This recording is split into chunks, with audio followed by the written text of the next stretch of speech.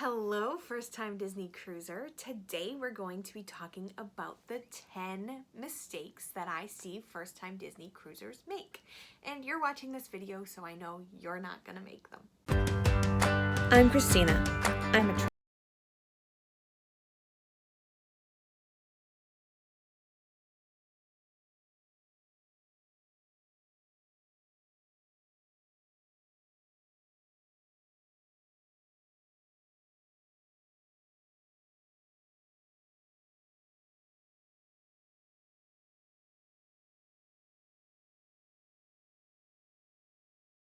If you're a veteran cruiser and this is your first time doing Disney, or this is your first cruise ever, I want to make sure you avoid these 10 common mistakes.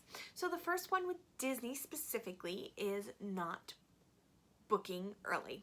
So the biggest mistake here is waiting to book. As soon as you think you want to go on a Disney cruise, you want to get that booked so that you can lock in the lowest pricing and availability. The lowest pricing and availability is always going to be right when the cruise itineraries are released. So if you're watching this video when it first goes live, then the 2021 summer cruises just were released a few weeks ago. So if you are thinking about a summer 2021 cruise on in either the Caribbean or the Mediterranean or Alaska, then you want to get those booked as soon as possible to lock in those lowest rates. With other cruise lines, you see discounts come out that get you pretty close to what that introductory price was, so it's not as big of an incentive to book early. Whereas Disney Cruise Line, we don't see a ton of discounts, so getting in when those prices are released is definitely going to end up saving you quite a bit. The next is to not get a hotel the night before. So especially if you're coming from the Northeast where I am, no matter what time of year you're traveling, you could be traveling in the middle of August, there's still the potential for a snowstorm. So you want to make sure that there is no impediment to you getting to your embarkation. So whether you are in the South, you might get hit with a hurricane or just, flight delays. Your plane might be downsized, have a mechanical error. You never know. My mother-in-law recently had a flight to Florida just randomly canceled for no weather reason. It was on Frontier, so we're gonna discount it a little bit. But there could be so many reasons why you don't get to the port before the ship leaves. So you want to make sure that you are getting in the night before to leave room for any delays. I know that's going to be a little bit extra in terms of that extra night in a hotel. There are plenty by the cruise ports for pretty cheap money, so get one of those with a free shuttle and you'll be all set. It's a few $100s, but it's going to be a lot less money than what it's going to cost for you to then fly to meet your ship at the next port. So definitely make sure you're arriving at least the day before. The next mistake I see is people forgetting to download the Navigator app before embarkation.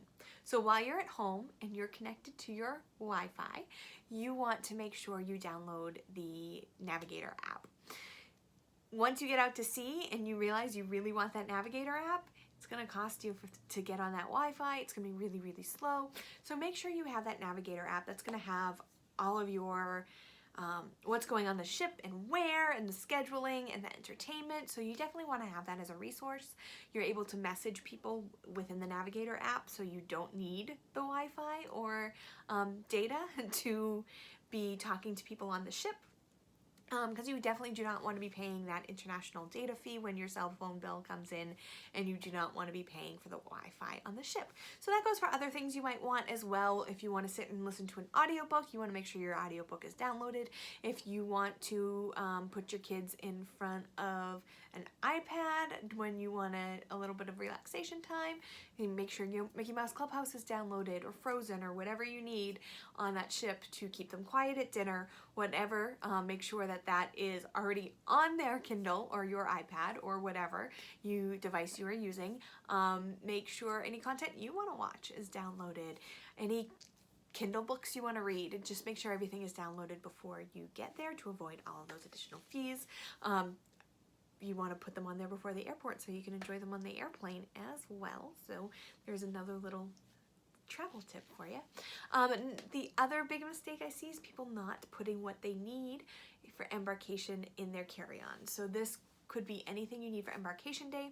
The cruise line usually takes your luggage and will bring it to your room for you. So anything you need during that day, you want to make sure you have in a backpack or something that you're able to bring around the ship with you.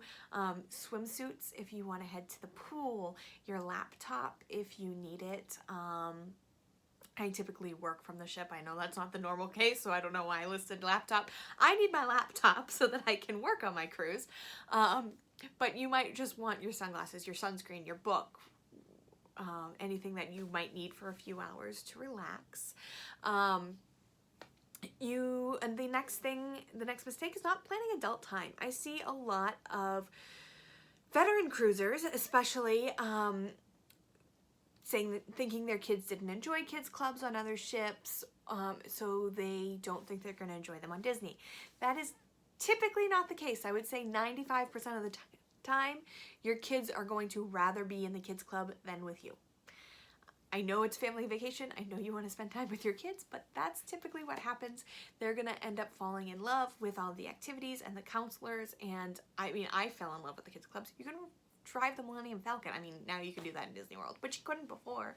You can play in Andy's bedroom, and you can meet Doctor Strange, like really cool things. So make sure that you allot for that and plan something for yourself. Plan a mixology class or an adults only spa date or dinner date or just some pool time. So make sure you get some time for yourself.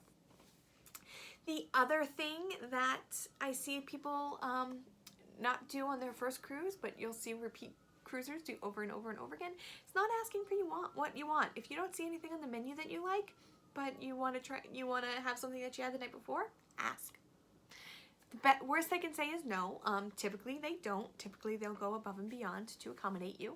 If you really want 2 items on the menu, get them both. It's included. You can get as many appetizers, as many entrees, and as many desserts as you want. Don't be afraid to ask for what you want. This is another Disney specific one. Don't discount the entertainment. So if you are a veteran cruiser, you might have seen a cruise show or two.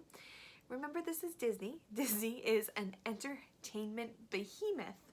The only cruise I'd ever been on before my first Disney cruise was a Greek Islands cruise on a Greek-owned cruise company, and the entertainment was abysmal. It was like 2 people who like changed costumes and did these random lip syncs to different hits. Like it was just terrible. So I didn't think I was gonna enjoy the cruise entertainment. I was completely wrong. The shows in the main theater are incredible. They are Broadway quality.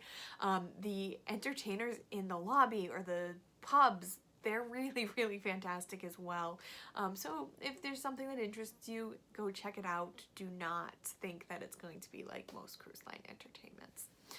Number 8. Wow, we're going through these pretty quickly. Number 8 is getting discouraged if something you want is booked.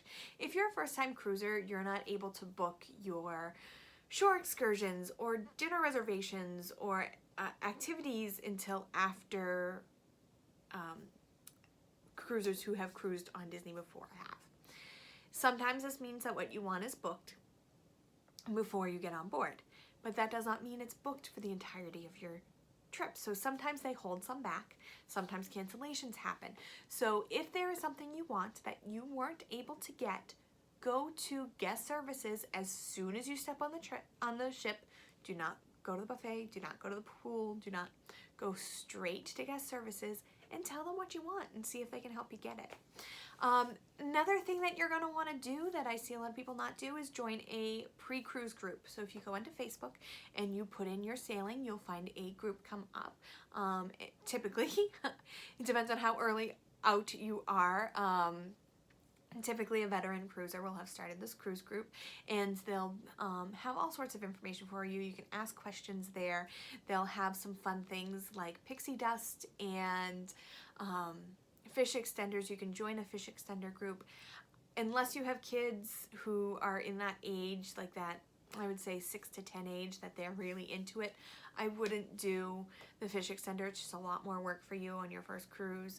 You can definitely do pixie dust, so get a little thing for your door, get decorations for your door, do some of that fun stuff, but don't go crazy worrying about your fish extender gifts and finding the people that you have to give them to. It gets to be a little much. I will let you I'll do another video about fish extenders, but you definitely want to join the group. You definitely want to participate in what's going on and get to know some people on your cruise, and you have those options for you if you are interested in those. So that's number 9. Number 10 is to not overplan. This is more for Walt Disney World veterans. I am an overplanner when it comes to Walt Disney World. Kind of why I do what I do, because I love planning Disney World so much. I tried to overplan my first Disney cruise, and I was running all around the place, and you can't do everything. It's like Disney World, you can't do everything. So pick and choose the things that you really want to do. Pick some days where you don't do anything and just relax. It's a completely different vacation than Walt Disney World. Sit back, enjoy some great food, some good entertainment, and some relaxation. So thank you guys so much for joining me. If it is your first time cruising and you need some help planning your cruise, picking the best stateroom, making sure you're not underneath the pool deck where there's scraping chairs on top of your stateroom while you're trying to sleep, I can help you with that. Just shoot me an email at Christina at showcasetheworld.com. And I will put a link below to a Disney packing list that you can download. So hopefully I will see you on your next cruise. Need help planning your next family vacation? Visit us at showcasetheworld.com to request a quote or schedule a free vacation consultation. Want more great travel tips? You'll find those there too.